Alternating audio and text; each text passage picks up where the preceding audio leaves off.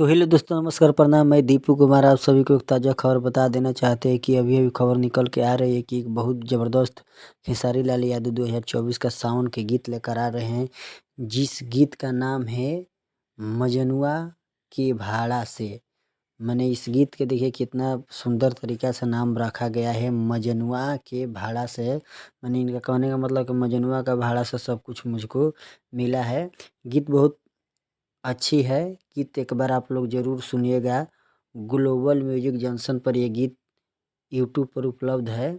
आप लोग जाकर, जिस भाई ने खेसारी लाल यादव का फ़ैन है, कृपया जाके मजनुआ के भाड़ा से एक बार आप अवश्य जाकर इस गीत को सुने। बहुत इंजॉय वाला गीत है, बहुत अच्छा गीत है। कृष्ण विदर्दी इस गीत को लिखे हैं, खेसारी लाल यादव ने गाए हैं। गीत हमको भी बहुत अच्छा लगा। आप लोग सुनकर कमेंट बॉक्स में बताइए कि सावन का गीत खेसारी लाल यादव का हिट होगा या नहीं होगा। पवन सिंह का गीत इनके आगे कैसा लगता है, कैसा नहीं लगता है, ये भी आप सब कमेंट बॉक्स में ज़रूर बताइएगा। लेकिन खेसारी लाल का गीत ये हमको लगता है कि ज़बरदस्त हिट होने वाला है।